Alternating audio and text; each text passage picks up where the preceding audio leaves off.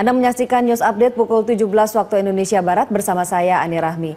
Gubernur DKI Jakarta Basuki Cahayapurnama geram dengan oknum PNS senior yang membuli PNS junior di Pemprov DKI Jakarta.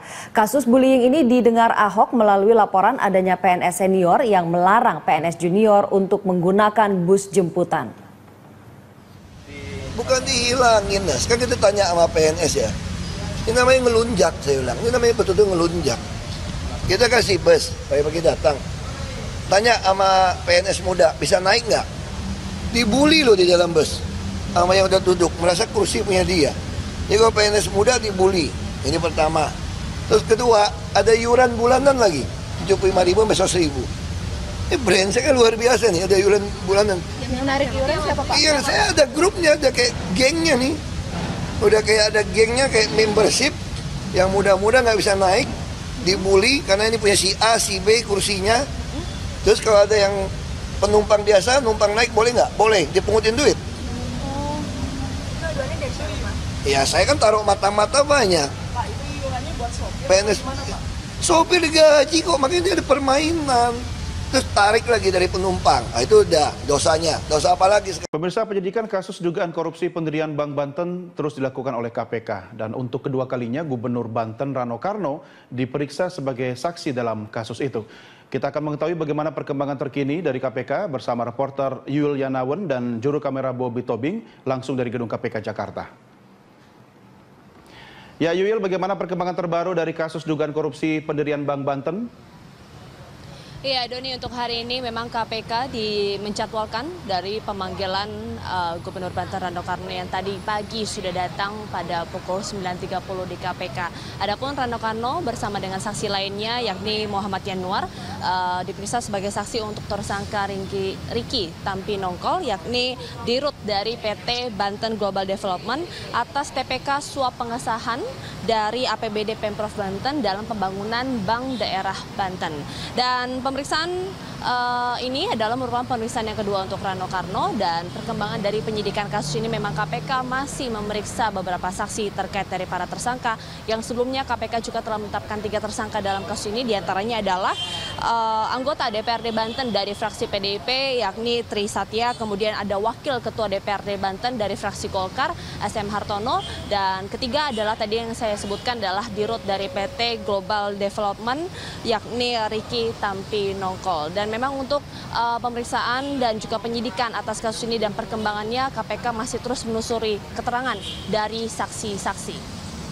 Doni. Ya Yul, lalu apa saja keterangan yang disampaikan oleh Rano Karno saat selesai menjalani pemeriksaan sebagai saksi di KPK? Ya, Doni, dalam pemeriksaan berjalan selama 2 jam tadi siang, memang Rano Karno usai dari pemeriksaan penyidik tidak menyampaikan substansi materi dari pemeriksaan tersebut. Namun memang kalau misalnya kita review dari pemeriksaan Rano Karno yang pertama pada 7 Januari lalu, memang Rano Karno menyatakan bahwa ada anggota DPRD yang meminta uang sebesar 10 miliar rupiah kepada Riki Tampi Nongkol. Dan memang meskipun Rano Karno tidak memberikan keterangan kepada awak media terkait dengan substansi dari isi dari pemeriksaan yang dilakukan yang diikutinya hari ini bersama dengan penyidik, memang kami juga masih memantau bahwa dari pemeriksaan saksi-saksi yang dikembangkan dalam kasus ini tentunya dari penyidik KPK juga akan menelusuri bukti-bukti dan juga keterangan dari saksi untuk memperkuat kemudian berkas-berkas untuk para tersangka dalam kasus TPK pengesahan dari suap dana APBD Banten untuk pembangunan Bank Banten 2016. Doni. Ya Yul, ini kan pemeriksaan yang kedua kalinya untuk Rano Karno sebagai Gubernur Banten. Yang kalau nanti jadi Bank Banten itu berdiri, Gubernur adalah atasan langsung dari Direktur Utama Bank Banten sendiri. Apakah ada kemungkinan Rano Karno akan diperiksa kembali dan berubah statusnya mungkin menjadi tersangka bersamaan dengan status yang dikenakan kepada Riki Tampi Nongkol? Iya, Doni, tentunya dalam kasus ini KPK pastinya terus memeriksa saksi, mengembangkan bukti-bukti. Kalaupun nantinya ada dugaan sebagai tersangka, tentunya nanti juga harus didukung dengan dua alat bukti yang cukup yang memang bisa menetapkan seseorang menjadi tersangka. Namun sampai hari ini status dari Rano Karno yang memang sebagai Gubernur Banten masih diperiksa dalam statusnya sebagai saksi untuk tersangka Ringky Tampinongkol. Doni. Baik Yul, terima kasih. Selamat bertugas kembali. Pemirsa, reporter kami Yuliana Wen dan juru kamera Bobby Tobing melaporkan langsung dari Gedung KPK Jakarta. Selamat sore, Presiden Joko Widodo melakukan kunjungan kerja di Wonogiri, Jawa Tengah. Salah satu agenda Jokowi adalah mengunjungi salah satu perusahaan dalam rangka peluncuran investasi padat karya yang menciptakan lapangan kerja. Kita bergabung bersama rekan kami, Tiara Amalia, yang akan melaporkan langsung dari Wonogiri, Jawa Tengah. Tiara, bagaimana suasana kedatangan Presiden di sana dan juga apa saja agenda Presiden? Ya, RI1 Presiden Joko Widodo baru saja tiba di Wonogiri dalam rangka peresmian pabrik garmen asal Korea di Desa Kerjolor, Kecamatan Ngadirojo, Wonogiri, Jawa Tengah. Kedatangan Jokowi tadi disambut antusias oleh warga yang sudah berdiri di pinggir jalan menantikan kedatangannya bahkan sejak pukul 1 siang tadi. Presiden datang didampingi Ibu Negara Iriana Joko Widodo serta Menteri Perindustrian Saleh Husin, Menristek Dikti M. Nasir, Kepala BKBM Franky Sibarani, dan Kepala Staf Kepresidenan Teten Mas Duki. Dalam kunjungan kerja ini, Jokowi akan menekan Memorandum of Understanding atau MOU tentang penyerapan tenaga kerja dengan beberapa perusahaan. Selanjutnya, Jokowi nanti juga akan menandatangani prasasti pendirian pabrik garmen ini. Kunjungan kerja merupakan salah satu peluncuran program investasi padat karya menciptakan lapangan kerja tahap 3. Program ini ditujukan untuk membuka lapangan kerja dengan menarik investasi ke Indonesia. Dengan begitu, program ini akan menekan angka pengangguran karena pabrik-pabrik ini nantinya akan menyerap ratusan ribu tenaga kerja. Yang memang pabrik-pabrik ini baru ada di 2 lokasi, yakni Provinsi Jawa Barat dan Jawa Tengah yang merupakan tahap awal. Pabrik garmen ini merupakan pabrik investor asing asal Korea yang merupakan salah satu dari 16 pabrik yang akan dibangun sepanjang tahun ini hingga akhir Desember 2016 nanti. Yang pabrik-pabrik ini nantinya akan merekrut hingga 200.000 tenaga kerja. Pabrik garmen ini membuka lapangan pekerjaan dengan total tenaga kerja yang dibutuhkan hingga 12.600 orang. Sebelumnya, tapi para calon tenaga kerja ini akan diberi pelatihan dahulu, yaitu dalam Balai Pelatihan Kerja atau training yang pelaksanaannya dipusatkan di Timbul Jaya, Wonogiri. Selain itu, pembangunan 16 pabrik dalam program investasi padat karya menciptakan lapangan kerja yang salah satunya di pabrik garmen ini juga dapat mengatasi gelombang pemutusan hubungan kerja atau PHK yang terjadi akhir-akhir ini. Dengan adanya investasi baru di sektor padat karya ini, salah satunya di Wonogiri ini, lapangan pekerjaan yang tercipta akan jauh lebih besar. Dan memang untuk menggenjot pertumbuhan ekonomi, pemerintah telah melakukan percepatan penyerapan anggaran.